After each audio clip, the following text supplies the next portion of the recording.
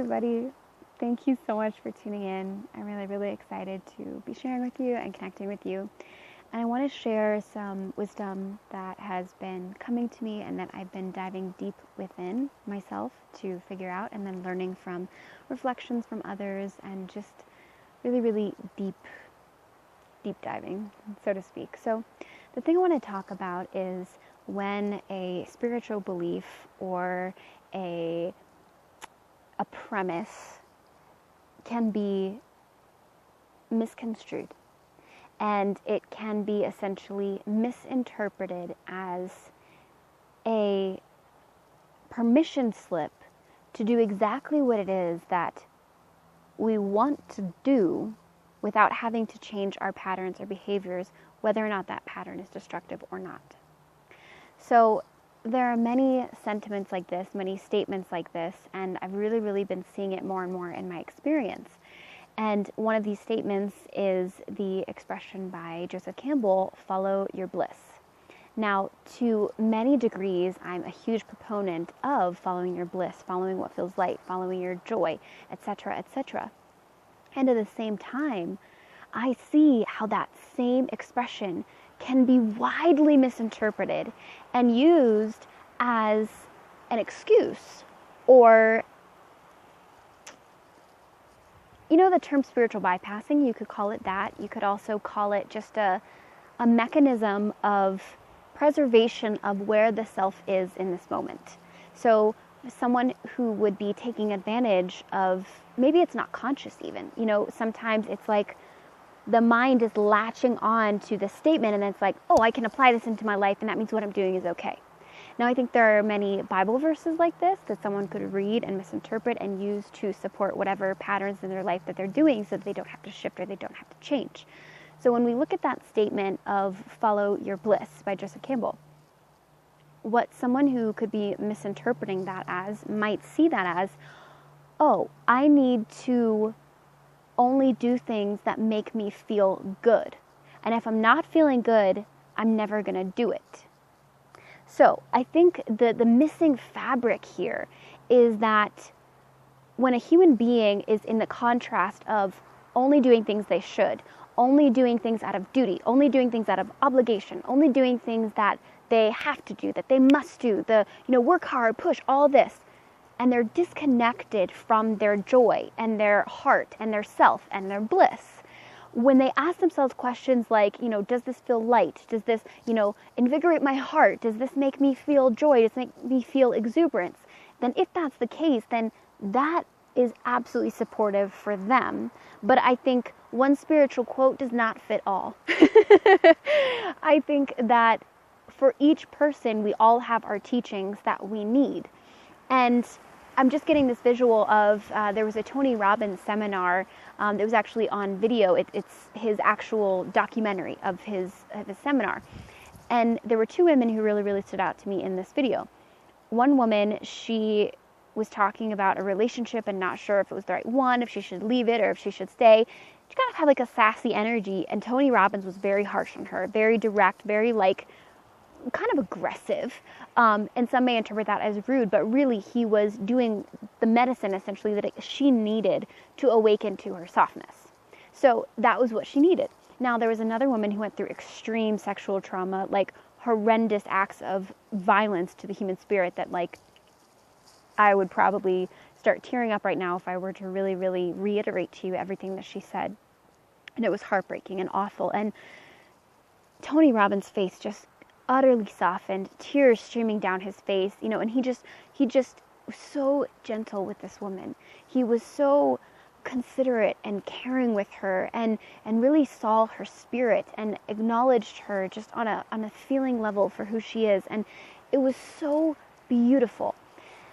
And that woman found a lot of healing and empowerment, and Tony Robbins offered her to go through a certification training to become a life coach, so she could help people heal who've also gone through this great trauma and, human indecency that she had to undergo. And you just see her face light up, and it was beautiful. It was such an amazing I just want to make sure the wind isn't messing up my microphone, but it was such an amazing experience to see her transformation and the other woman's transformation. Now, the other woman, after the seminar was finished, or they were on a break or something, she remarked how she was kind of envious and jealous of how Tony Robbins was so sweet and so gentle with that other woman, yet he was feisty and hard with her. But through more reflection, she realized, I get that that's actually what I needed, and he was showing up to me in exactly the way that I was. Like, I was posturing kind of harsh and sassy, and so of course that's what he was giving back to me. So it's kind of like our medicine, and I say medicine by what's gonna support you in creating a dissolve of all the blocks that are in your way, all of the walls that are preventing you from stepping into your truth, all of the limiting beliefs, all of the unsupportive tendencies or behaviors. And this soul medicine essentially is kind of like click, click, click. It just integrates more of your truth and supports you to become whole. So that is like the gift here and the teaching that I'm so inspired to just share, because I think it's something that's not often talked about, that one spiritual teaching is not for everyone. And I'm going to bring it back again to the example of the follow your bliss statement on the other side. If there is someone who only does that, they only follow their bliss, they only do what feels good, they only do what feels easy, what feels, you can say, in alignment. But again, it's sometimes hard to know, is this just my ego not wanting to do it? Or is it actually like the deepest part of my soul saying a full-blown no? Like, discernment is so necessary in this regard. So I connect more to this example of doing what feels good, of doing what, feels in alignment. But I'm seeing so much the detriment to that. For instance, being someone who really values more spiritual wisdom and not so much logic and reason and planning and strategy and all that, viewing that kind of as something that would separate someone from their soul, because I've seen negative side effects of when people are entrenched in only being productive, only producing results, only having strategies, only planning, only ever achieving, only ever doing. It's like, oh my gosh, so much in the mind and so unsatisfied and searching for that fulfillment but not getting it. So in my mind, I saw this extreme and I thought, no, that will disconnect me from my soul. I don't want to move towards that because it doesn't feel good. It's not my bliss. But what I have been realizing, and this has been a journey of the past 3-4 years of really integrating the necessity and the importance to sometimes do things that don't feel good, to do things that are challenging, that are hard, that stretch beyond my spiritual ideal or my belief. And I was sitting the other night out on a hammock with my fiance, and we were looking at the stars, and I just had this thought of, I would rather trust what is real than hide behind an ideal, if that makes sense. So I'm at a place where I'm recognizing it's so important to have balance. If someone is only ever doing what feels good, only ever doing what's in alignment, they're not going to stretch themselves. They're not going to challenge themselves. They're not going to grow themselves to the degree that they could if they embraced uncomfortability, if they embraced stretching beyond what feels good, if they embraced going through challenge and going through experiences that question their beliefs and their ideals. For me, being a spiritual teacher, being a life coach, I value being this as my purpose and having that be what I get monetary return from, essentially, versus working, say, like a 9-to-5 job, because this is more my passion, this is more my bliss, this is more my purpose, to support people in healing past their pain and, releasing their blocks, finding their purpose, discovering what their spiritual gifts are and all of that. And that is my gift, absolutely. And I love life coaching. I love supporting clients to find their own inner awakening, to have emotional clearing, to have better, healthier relationships, more open communication. Like, this is my bliss, this is my joy, this is my passion, this is my purpose. But I learned so much when my coaching business wasn't doing as good and I wasn't getting as many clients, largely because I wasn't advertising as much as I could.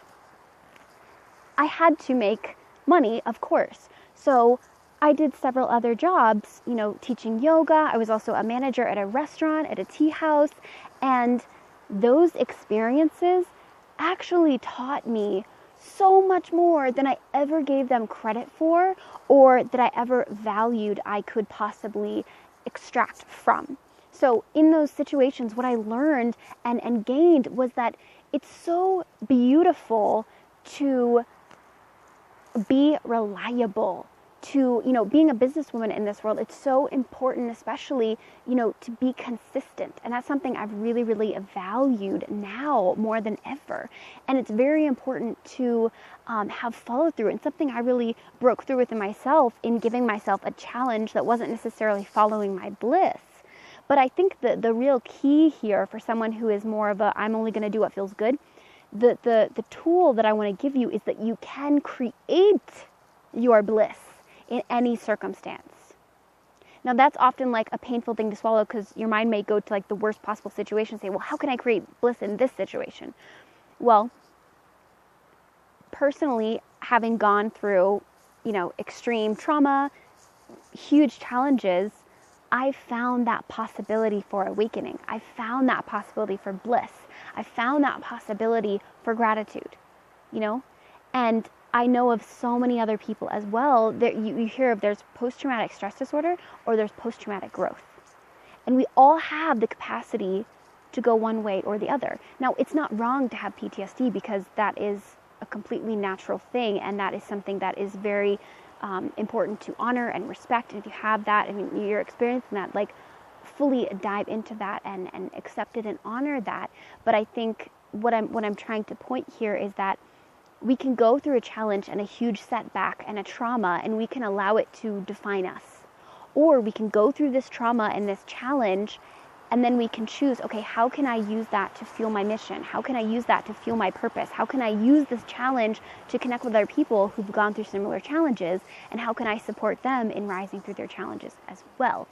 So it's absolutely possible to create your bliss in whatever challenge or circumstance. Now, it doesn't mean that bliss is the only thing you can ever feel. So I think that is what I really want to dispel, is making bliss like this ideal feeling, because yes, it is very much so beautiful. But I think the real revelation here is that in fully feeling, let's say your sadness, your anger, your frustration, if there is hatred inside of you, or if there is disappointment inside of you, or if there is resentment of yourself inside of you, whatever it is, if there are ways you've been showing up that you're not proud of, when you take the time and the courage, you have the courage to honor that and feel that and actually see yourself, like literally see yourself. I think when we know what our challenges are, we know what our blocks are, and we're willing to see them and look at them, we know the room and the space we have to grow, and that's how we open. So I think it's actually really, really beautiful and empowering to learn and know your setbacks and your challenges, so that you can actually open up to growth. So again, with the whole follow your bliss sentiment, the things that I learned in, the traditional workplace are skills and tools that I never would have learned if I only ever just followed my joy and I only ever just followed my passion. So I think that is something that is super, super important for me to integrate, and something that I'm really passionate about teaching, is finding your balance. If you tend to be a very, very feminine person and are only, flowing and only honoring your emotions and only trusting intuition, but you're not ever valuing logic, you're not ever allowing reason to be something that supports you, you're not ever giving yourself structure, you're not ever planning, where are you going to go in your life?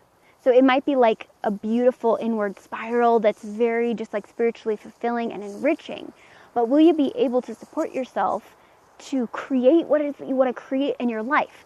Vice versa. If you're only in your masculine energy, you're only in your doing, you're only in your achieving, you're only in planning, you're only in structuring, you're only in accomplishing, you're only in being productive, and you're totally disregarding your feminine, you're totally disregarding your your intuition, your receptivity, your sensitivity, your flowing with life, your not planning, your emotionality, your freedom, your movement, your dance, your self-care, all of that, if you're disregarding that, you're going to be deeply unfulfilled.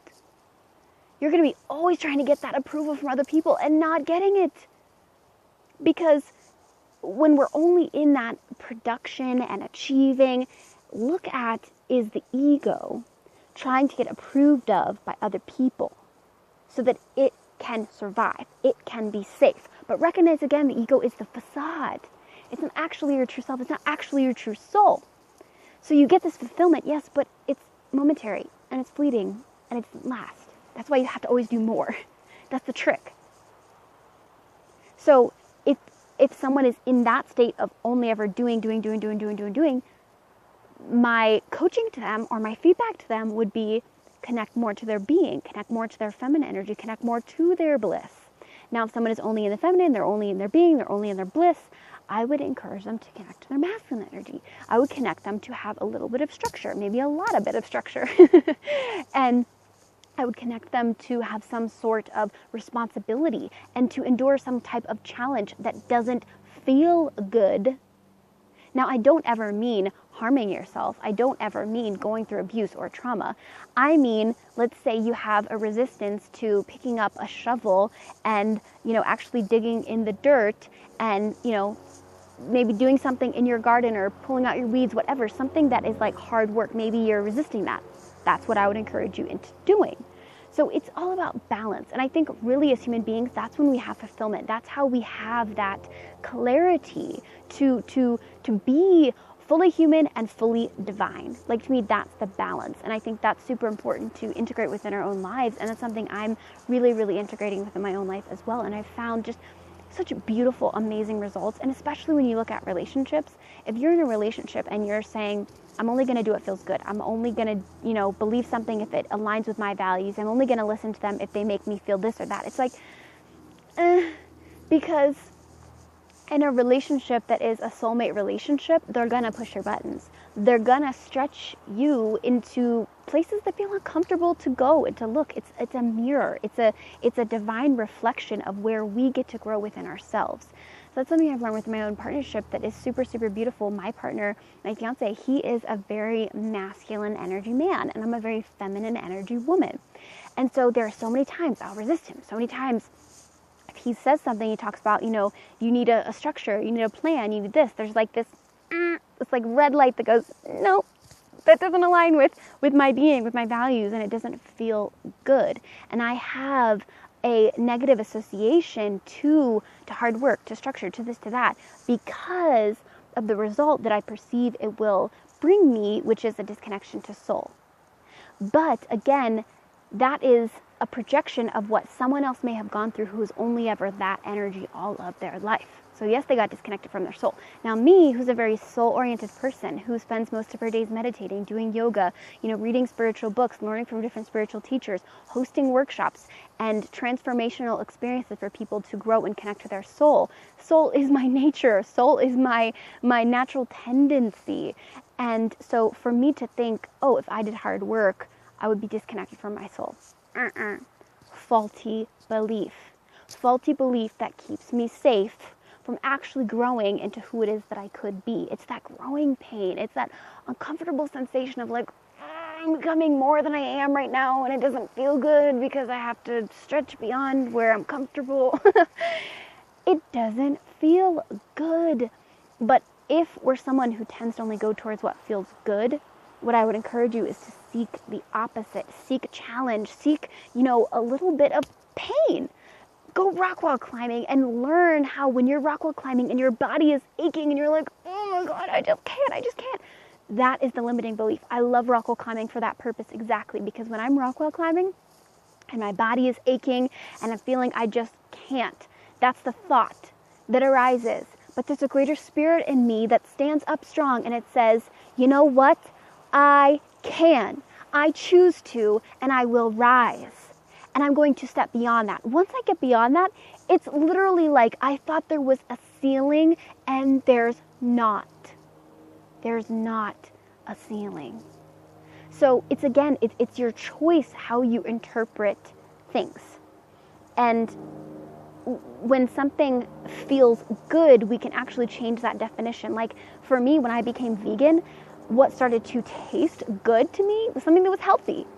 Because I loved eating things that gave me all these nutrients, vitamins, minerals, everything that I need, not harming animals, etc., etc. It started to taste really good if I had sprouts, or if I had a leafy green, or just eating it by itself was exciting because I knew how healthy it was for me. So I think we can actually raise the intelligence of our taste buds. We can raise the intelligence of our feelings, what feels good, because we know more. We know the value that going through pain, that going through challenges, that going through suffering, that going through hurt can actually bring us. How many of the greatest spiritual teachers all went through some kind of suffering, some kind of trauma, some kind of, and not even spiritual teachers also, because you know what, sometimes spiritual teachers can still be effed up in the head. Like they can have all this great wisdom, but you know, there are plenty of spiritual teachers who disrespected and violated their students sexually. There are plenty of spiritual teachers who, you know, spout out that they know this or that, but their relationships behind the door are sucking. So it's not always that just a spiritual teacher is the one who has the wisdom and the ideas and the greatness. Like you can look at anybody else in life, athletes and you know, artists or anybody else like that, you know, who have also grown through these similar experiences. So I just want to take a deep breath.